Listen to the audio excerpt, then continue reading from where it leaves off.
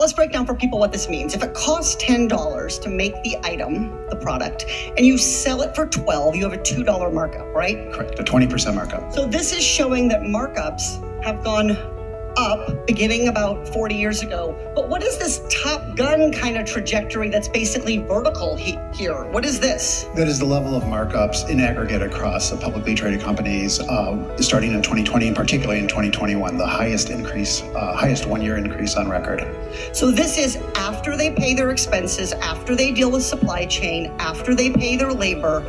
This is what the corporation is adding to the cost of the product in order to pad its bottom line. Absolutely. Most of the price. You know things are messed up in the US when the UN is like, hey. This article talks about a UN-appointed independent expert on extreme poverty and human rights. He requested a response to reports of inadequate pay, aggressive union-busting tactics, and the misclassification of workers as independent contractors, intentionally depriving them of traditional employment benefits such as minimum wage guarantees. So like our own politicians aren't really doing anything, but the UN is stepping in at this point. The UN representative also said that jobs are supposed to provide a pathway out of poverty, yet in all three companies, we're talking about Amazon, DoorDash, and Walmart, the business model seems to shift operating costs onto the public by relying on government benefits to supplement miserably low wages. I just made a video about this actually. It's so frustrating when like Americans are mad at people for living off the government. People don't want to be on welfare. It's actually these giant companies that aren't paying people enough. We are supplementing and subsidizing Amazon, DoorDash, Walmart to be able to pay people under what they need to survive. Around 6.3 million people are classified as working poor in the US. The country falls drastically behind other high-income nations. Like, obviously, if you're educated, you know this, but... And then the article goes on to say that this expert from the UN, he asked for replies to his letters, and to date, only Amazon has provided a response, although it doesn't really address all of the concerns expressed in this article. There has been no response from the US government, from DoorDash, or from Walmart. And then let me know if you want me to get into Amazon's response in another video. Hello everyone, welcome back to my YouTube channel. My name is Anthony and it's amazing having you here. Now, this is the boring video. I guess the most boring video I've ever made. But pay attention, it is the most informative video I ever made. Continue watching, continue listening, comment in the comment section so that your voice can be heard, and make sure you subscribe. So let's continue watching. What if we all just walked off our jobs? Tomorrow, what are they gonna do? We bring the country to its knees in 24 hours. Remember during COVID when they said airlines couldn't even survive a month or two without going bankrupt? Hold the country hostage until they give in to our demands. Livable wages, affordable healthcare, affordable education, just fuck it. This system was put in place to keep everyone sort of in check. I mean, I get society has to function. I know we need jobs, we need order, we need all that stuff. I'm exaggerating a little bit, but at the same time, the system needs to break so that we can rebuild it properly. Because it's not working for most of us right now. The next American Revolution doesn't need to involve cannons or like Civil War style revolting, which is how I always picture a revolution. Just stop paying your bills.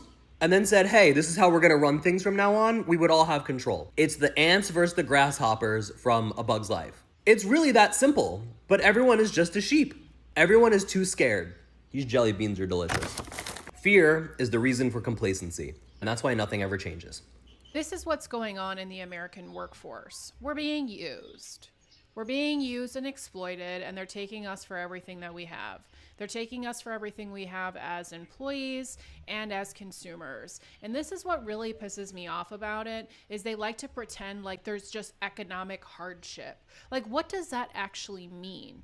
Is economic hardship the fact that these companies are unwilling to raise wages, even though the cost of living that they set a lot of times, they're not willing to bring the cost of living down, but they're not willing to bring wages up, and then all of a sudden that's just some mysterious economy? Really? Like they're just ravaging us so much that it gets to a point where we can't keep up anymore. And then all of a sudden it's like, oh, the mysterious economy up there in the sky. So there's some complication. That's why we're doing layoffs, because of that. Not cause and effect of underpaid and overpriced by the same companies that employ us and we buy products from. We've successfully price gouged the working class, sir. Good. Even though they can't pay their bills and are fully grown adults living with their parents because of a bad economy, we're still raising grocery prices. Perfection. And finally, as you've ordered, every time customers ask about why we're price gouging them, we blame it on inflation or cost of production. Fatality. They eat it up every time, sir! But why are we scamming them, sir?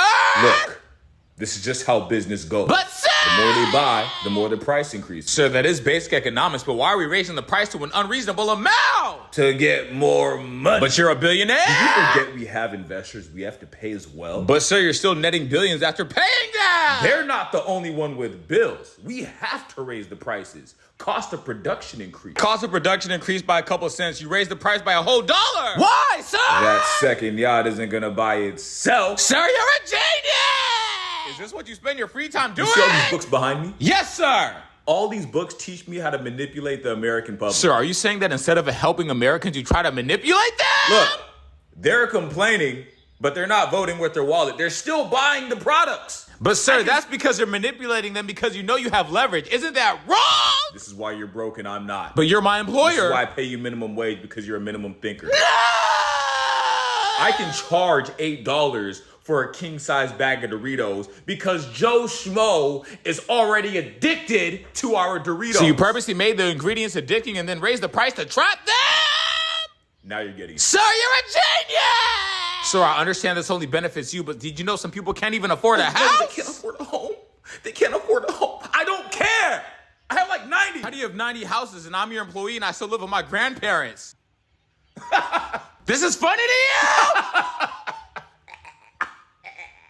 So basically, the holy grail for companies for a long time has been the ability to charge each person what their willingness to pay is. If you're really hungry for lunch, maybe they'll charge you $10 for a burger, but if you're not that hungry, maybe they'll charge you $3. But Pretending more nefariously, not to be hungry to the camera so that it doesn't overcharge. I don't even need this. I don't even care about this Wendy's burger. But now there's so much data collected about individual people that there is a serious worry that companies will be able to do this. And actually, Delta Airlines just announced on their earnings call that they're going to start using some of these algorithms to price some of their tickets. And so imagine a world in which you have the death in the family, you have to go home for a funeral, and they know that through scraping your email that is announcing when the service is going to be. They know you're in a tight spot, and so you're going to be charged much more because of that. Well, you could counteract that by posting how much you hate your mom who passed away. And that way Delta's like... Me sending fake emails about how I fucking hated my mom to get the lower flight price. Every email you see the price drop $20. That is dystopian. That is dystopian. Yeah, that's dystopian. That is horrendous. I've been hearing a lot of people talk about how they are getting these data centers that are being put in their neighborhoods, and when they go to city council meetings, a lot of these politicians are not listening to them, not listening to their concerns. They're still going above what the people who voted them in office saying. A lot of you all are starting to get a little bit beside yourselves, and it's really going to take for us, the citizens, because they're building one here in Indiana too. Which may be one of the reasons why AES is talking about they want to increase our bill again. This is what I mean when I say that it is so much deeper than left versus right. So much deeper than red versus blue. It's good versus evil. When we can finally put our grievances aside, and I'm talking to you lefties, stop automatically assuming that everybody who does not vote like you is your enemy, maybe we could get some shit accomplished. Because obviously these politicians, they are not listening to us. These city council members, they're not listening to us. Well, it's time for us to start voting their asses out. In our Constitution, if our government is not doing what we are asking them to do and they're not doing it for the betterment of us, we could vote their asses out.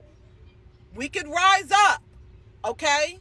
Because a lot of y'all are getting a little too damn greedy. Y'all are raising the cost of living faster than you all are raising wages. Ever since a company told Trump that it's best to close this country down, And y'all know what company I'm talking about because they're also investors in the place I work for. So I'm not going to even say who their names are because I don't want to lose my job. Ever since this motherfucker said that we need to close this country down, they have been racking up on buying shit, investing in shit. It's going to take for an uprising, people. Put boots on the ground. We're going to have to eventually swallow our grievances. We're going to have to get over this racist shit. We're going to have to get over this blue versus red shit. We got to get over this shit. Because these motherfuckers don't care about none of that. The only color that they care about is green. So they probably not going to even be hiring nobody to work at these data centers. They're going to reap all of the profits. Meanwhile, the people in those surrounding areas, as well as the wildlife, are going to be the ones to suffer. Now you're wondering why you're seeing deers and rabbits running around this bitch with all kinds of tentacles and all kinds of shit on their face. Because they doing more than what they asses should be doing. I'm tired of it. When are y'all going to get tired of it? What is the Chinese population? Tell me in the comment section, what is the Chinese population? Combine it with the Indian population of 1.46 billion, the Russian population, Canadian population, Germany population, French population, British population. In a year, they can never consume more than us. Why? Maybe you might claim that their standards of living are lower. Are the German standard of living lower than ours? The French? Are they? Why are we consuming more than the 7 next economies behind us? Why? I'll be giving my answer in the end of this video. So let's continue watching. Here's what they won't teach you in school. America didn't lose manufacturing. We gave it away. Not because we couldn't do it, but because our government policies and corporate leaders made it easier and cheaper to send it overseas. In the 1970s and 80s, US policy shifted. Instead of protecting American factories, Congress cut deals and signed trade agreements like NAFTA and China's entry into the World Trade Organization that made it easy for companies to move production to countries with cheaper labor.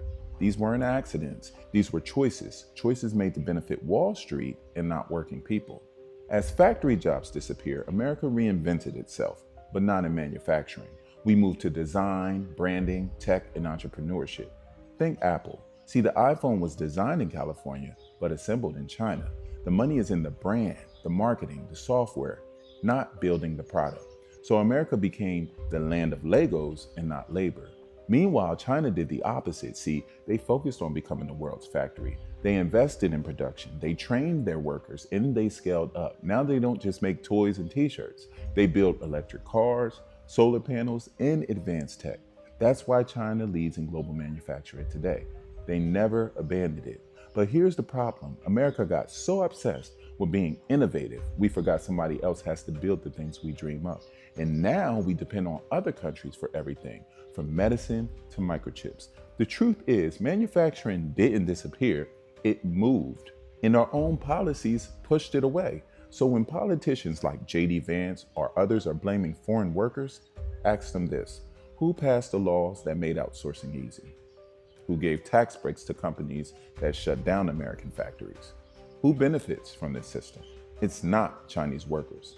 It's American CEOs, hedge funds, and politicians. If we want real change, we need to stop blaming them and start holding our own leaders accountable. Friday, November 26th, 1982, because that is the date on which the Securities and Exchange Commission under President Ronald Reagan ruined our country. I didn't go into politics because when I went to law school, I found out that all the action was in the details of the Internal Revenue Code and in committee hearing rooms where they went over regulations. And that's where billions of dollars exchanged hands, and that's where your donors expected you to produce. And it is boring and dry stuff, and I've got just enough ADHD that I could not stand that kind of a thing. I was not the kind of person who would be able to stand putting on an entertainment show for people and telling them that the election was actually about men wearing women's dresses or something like that, when it was actually about who is going to get a $10 billion tax break. That's what the government is all about. That's what it's about to be in Congress. And it's just really boring and dry stuff. And you only live in this world once, right? And I couldn't spend my life doing that. But I'm going to ask you to spend a few minutes doing that, because what happened was they changed the regulation that had forbidden corporations to buy back their own stock. Back in 1934, they passed the Securities and Exchange Act to regulate Wall Street because of the disaster they had caused in the Great Depression.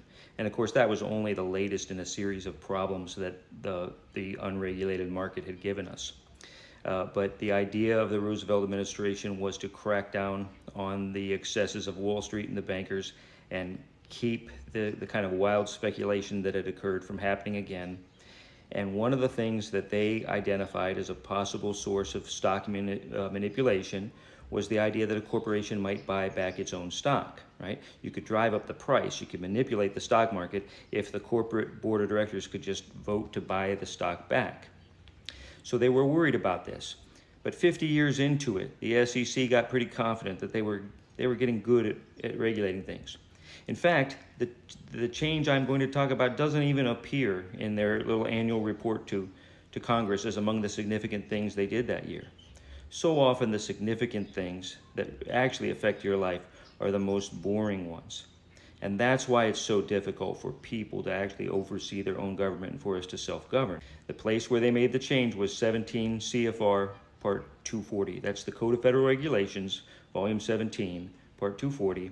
It was published in the Federal Register, Volume 47, number 229, Section 5333, a 5 followed by 4 3s, okay? And I expect in the comments a flood of actual experts, people who were corporate lawyers, people who were investment bankers, people telling you all the reasons and rationales for the change that they made. But I'm just going to tell you what happened to us little people and what happened to you and what happened to your hometown was all because of this thing that they've got lots of great justifications for.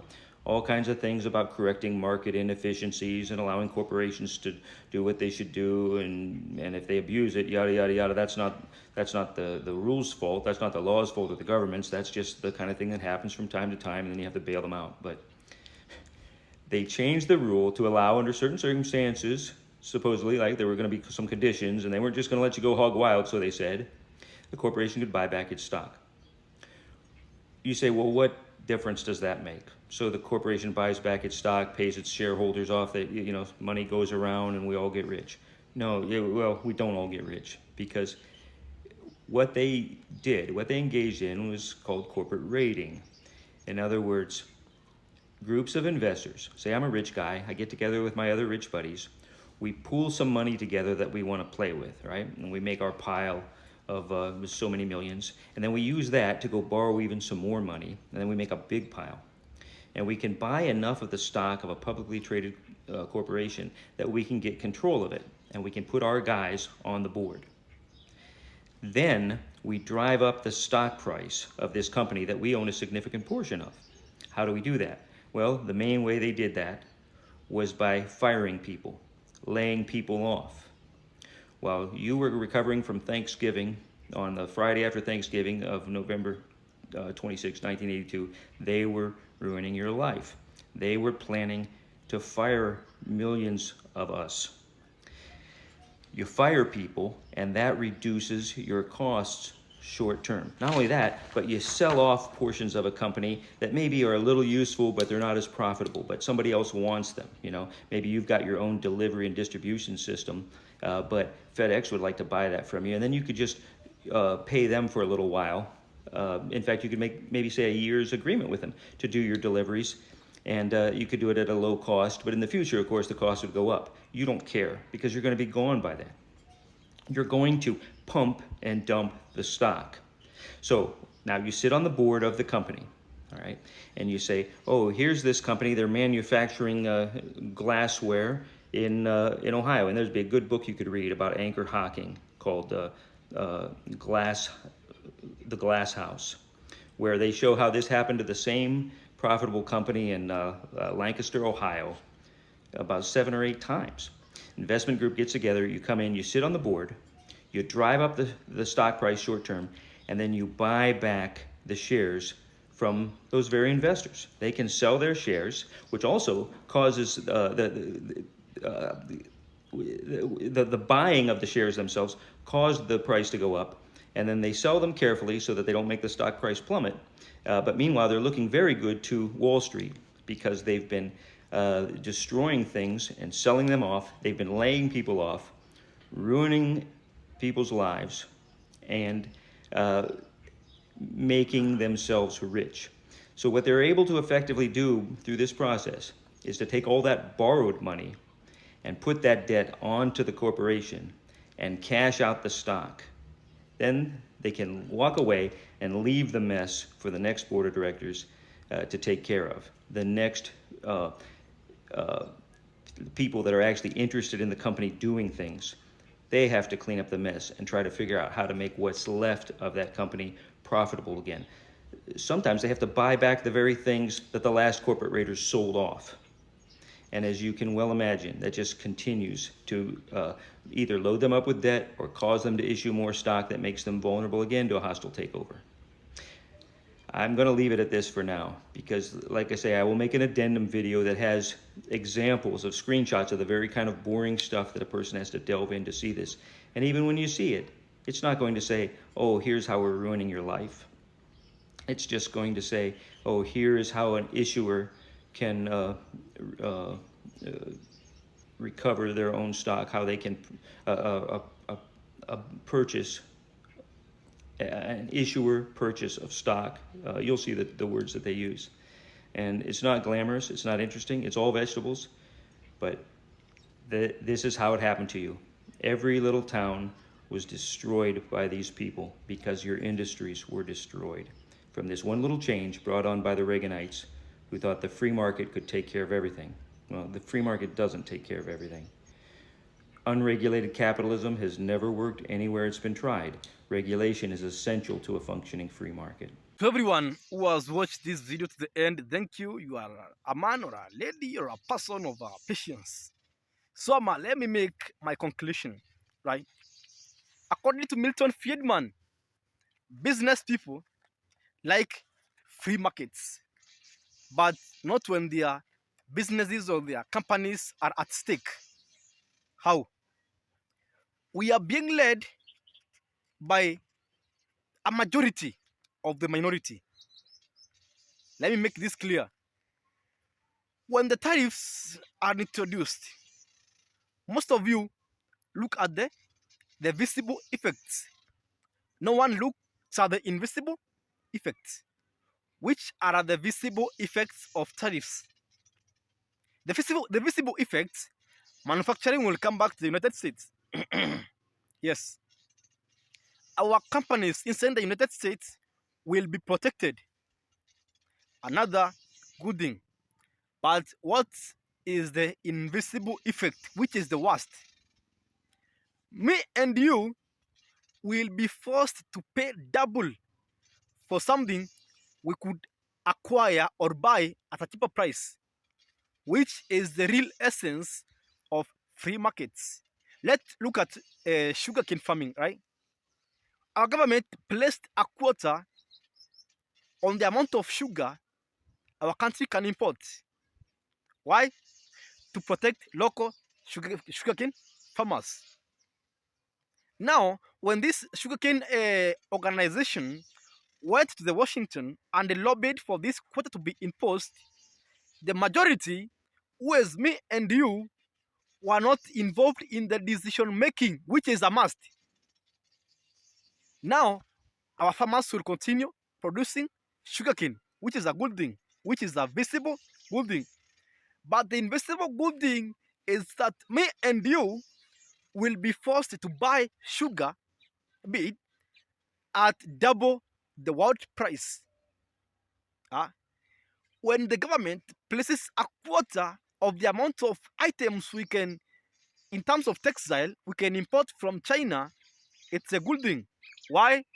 Our textile organization went to the White House, the majority of the minority went to the Washington, and lobbied that a quota be placed on the amount of textile that our country can import. The visible effect, it's a good thing. Our textile companies will be protected. The minority workers who work in these textile companies will have their jobs, But what about the silent majority, me and you? We will buy textile at double the world price. Are you with me? Are you with me? Let's go to medication. This event in White House where Trump said that he would put tariffs on medications coming from abroad. Why? These medications were cheaper. The visible effects, our companies inside the United States will be protected, and the workers who work in those companies will continue keeping their jobs. The invisible effects, which no one is seeing, me and you will continue buying drugs, prescription drugs, at 100 times the world average price. That's what is eating our country. The consumer economy in the United States has been designed. You have to continue spending on your credit. In a country whereby some few billionaires can borrow money, buy a company, fire the employees, short-term profits, buy back their stocks to prop them up, quick money. We are no longer a country whereby billionaires were created through innovation. You invent something, you solve a problem, you are good to go. You are a billionaire. The likes of Bill Gates, the likes of Amazon, the likes of Tesla, this is SpaceX, name them. Name them. Whereby young college kids would create YouTube, and it's now an international company. Whereby young college kids would create Facebook, and now it's a world thing. Whereby young kids would create ChatGPT, and now it's a world thing, But now we are in a country whereby billionaires are being created by having favorable laws, having to buy companies which were being created through sweat and blood of the American citizens, and then turning them into trash, And that's the reason why the middle class is being wiped out. It's either you are an elite or you are on government welfare. So what I usually say, stay alert, stay focused, stay blue, listen blue, watch blue, vote blue. And until the next video, thank you for your attention to this matter.